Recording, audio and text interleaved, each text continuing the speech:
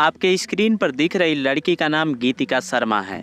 इनकी एक मौत ने एक अरबपति आदमी को जमीन में लाकर घसीट देती है। इस कहानी को सुनकर एक समय के लिए ऐसा लगता है कि यह कोई फिल्म की स्क्रिप्ट है, पर कहानी सच्ची है। यह कहानी आपको यह बताएगी कि किसी की हद से ज़्यादा चाहत आपकी ज़िंदगी बर्बाद कर सकती है। एक शख्स जो बेहद गरीबी से उठता है, पुराने खराब रेडियो को रिपेयर कर महीने में मुश्किल से 100-200 रुपए की कमाई करता है, लेकिन मन में कुछ बड़ा कर गुजरने की जुनून है। इसके बाद वह जूते चप्पल की दुकान खोलता है। यह दुकान चल पड़ती है। अब वह खुद ही जूता चप्पल का मैन्युफैक्चरिंग करने लगता है। दुकान इतनी मशहूर हो जाती है कि नेताओं से दोस्ती हो जाती है। फिर एक दिन उसके गांव में एक खबर आती है। खबर आने के बाद पूरा गांव सन्न रह जाता है। पता चला कि इस शख्स ने 3 हवाई जहाज खरीद लिए हैं। अब जहां एक आदमी को इतना ग्रो होने में 30 से 40 साल का वक्त लगता है, वहीं इसने केवल यह सब कुछ 10 से 12 साल के अंदर कर दिखाया था। थोड़े ही दिनों के बाद दूसरी खबर आती है। वह चुनाव लड़ने की तैयारी कर ली है। नसीब ऐसा साथ देता है कि पहली बार में ही गृह राज्य मंत्री बन जाता है। इसके बाद कई कंपनियां खोलता है। अब उसके पास अरबों रुपए की संपत्ति हो जाती है। वह अपना न्यूज़ चैनल भी खोल लेता है, लेकिन एक एयर होस्टेस की वजह से उसकी पूरी जिंदगी आसमान से जमीन पर आ जाती है। दरअसल यह कहानी गोपाल कांडा की है। गोपाल कांडा हरियाणा का गृह राज्य मंत्री था। इसी के साथ 3 हवाई जहाज का मालिक और अरबों रुपए की संपत्ति थी। इतने कम समय में अरबों रुपए की संपत्ति पर सवाल उठता है कि यह सब कुछ इतना जल्दी कैसे।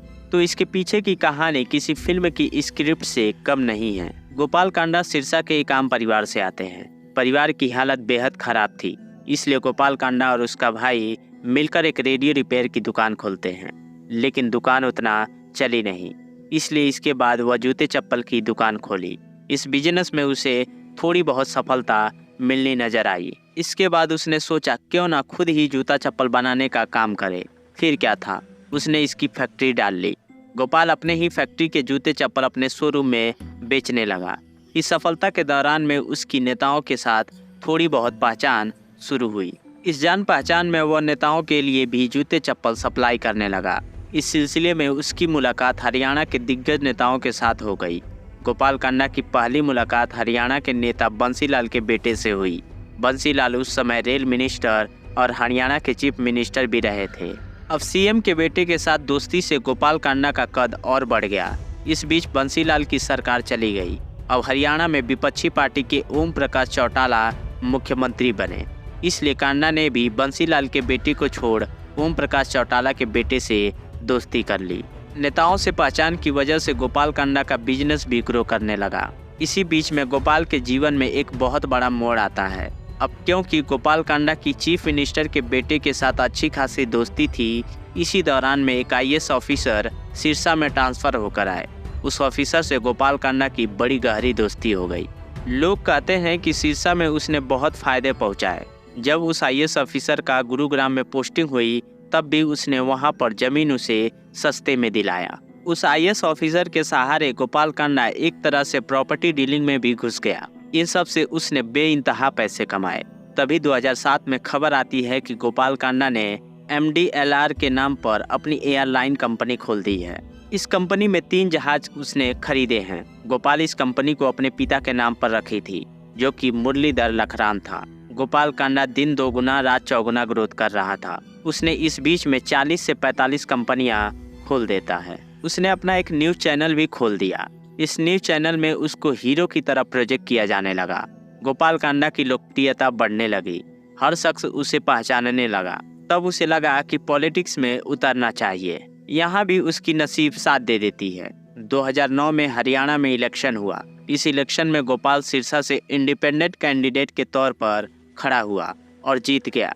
गोपाल कांडा के सपोर्ट से हरियाणा में कांग्रेस की सरकार आई। इस सरकार बनाने में गोपाल कांडा की एक महत्वपूर्ण भूमिका थी। इसलिए गोपाल को हरियाणा का स्टेट होम मिनिस्टर बना दिया गया। अब इन सब के बीच जब इसने MDLR एयरलाइन कंपनी खोली, तब उसका मेन ऑफिस गुरुग्राम में सेटअप किया। यहीं से अपनी एयरलाइंस के लिए एयर होस्टेज और केबिन क्रू की भर्ती शुरू हुई। उस ऑफिस में ही इंटरव्यू लिया जाता था। कहते हैं कि हर इंटरव्यू में खास तौर पर एयर होस्टेज और केबिन क्रू के लिए सिर्फ वह लड़कियों को रखता था और उसी ऑफिस के दूसरे कमरे में खुद बैठ जाता था और जिस रूम में वह इंटरव्यू हुआ करता था उस इंटरव्यू को वह खुद सीसीटीवी कैमरे से उस इंटरव्यू को देखता था। गोपाल उस सभी कैंडिडेट को भी देखता था। वहीं इस इंटरव्यू के दौरान दिल्ली की एक लड़की गीतिका शर्मा केबिन क्रू के पोस्ट के लिए आती है, जिसने अभी केवल 12वीं पास किया था। उसका इंटरव्यू चल रहा था। गोपाल कांडा दूसरे कमरे में सीसीटीवी कैमरे पर देख रहा था। गीतिका शर्मा उसे पसंद आ जाती है, लेकिन इंटरव्यू लेने वाले कंपनी के लोगों ने अभी उसकी उम्र छोटी है यह कहकर 6 महीने के बाद बुलाते हैं।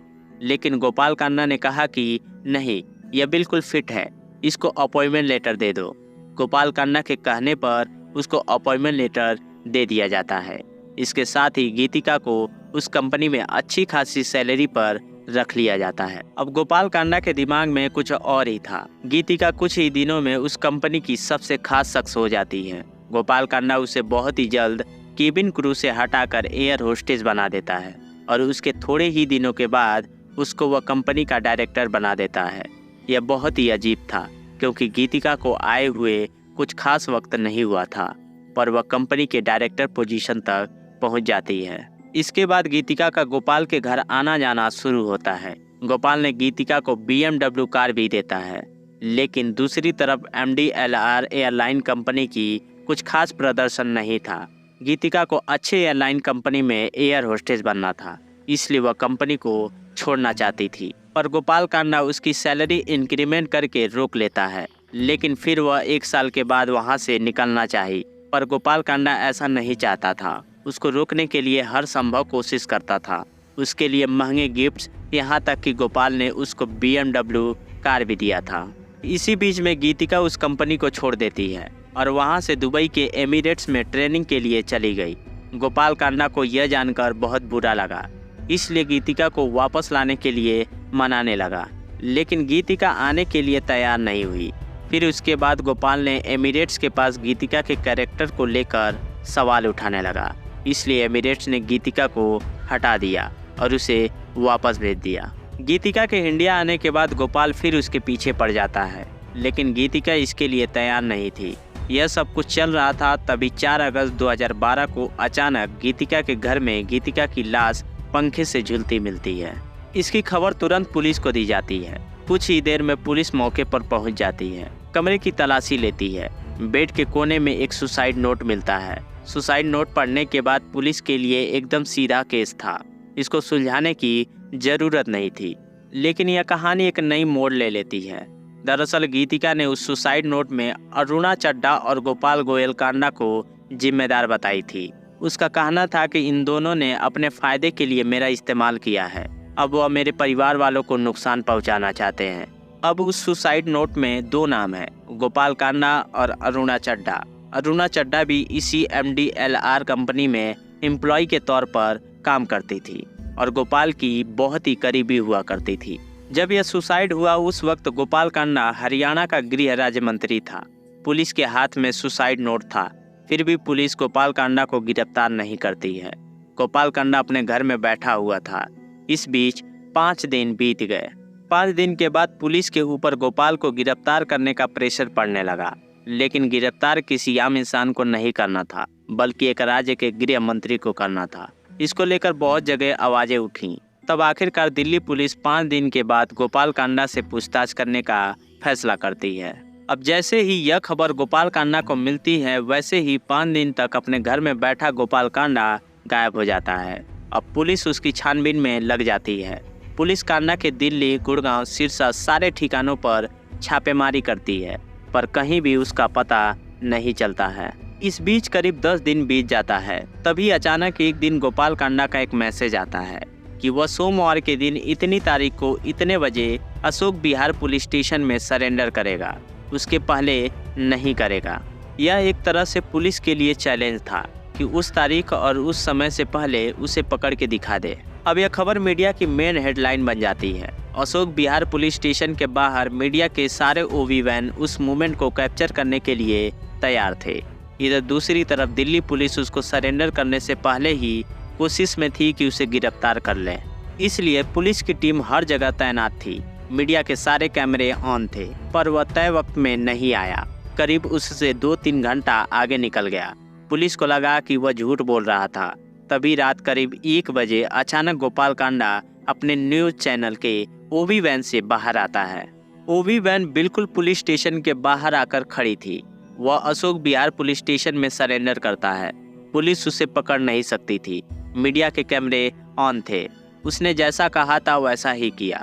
फिर पुलिस आगे की छानबीन और पूछताछ करती है। पुलिस गीतिका शर्मा के सुसाइड के पीछे का रीजन जानना चाहती थी, क्योंकि गीतिका ने सुसाइड में खुलकर नहीं लिखी थी। केवल वह इशारों में बात की थी कि उसके साथ धोखा हुआ है, उसने मेरी जिंदगी बर्बाद कर दी है। इसी चीज ने पुलिस को भी उलझा कर रखा था। इन चीजों से क्लियर नहीं हो रहा था कि मामला क्या है। अब इस केस को लेकर अलग अलग कहानियां सामने आने लगी। इसमें गोपाल कांडा के दिए हुए महंगे गिफ्ट्स और उनके बीच के रिलेशन पर सवाल उठने लगे। देखा जाए तो गीतिका शर्मा गोपाल को मामा बुलाती थी।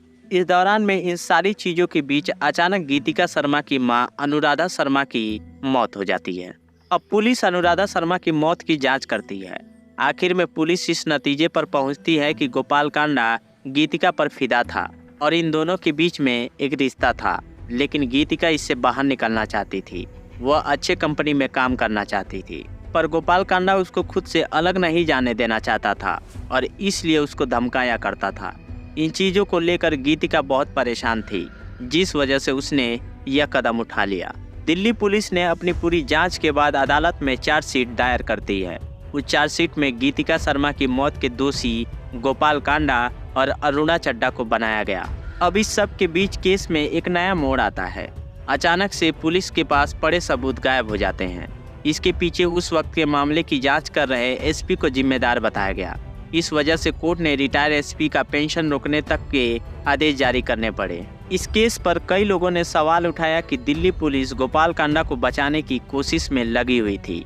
अभी इस केस की बात की जाए तो 25 जुलाई 2023 को कोर्ट ने गोपाल कांडा को बरी कर दिया है। इस गीतिका शर्मा के मौत पर आप क्या कहना चाहेंगे, कमेंट बॉक्स में जरूर बताइएगा। वीडियो पसंद आए तो लाइक करें और चैनल को सब्सक्राइब करना न भूलें। जय हिंद, जय भारत।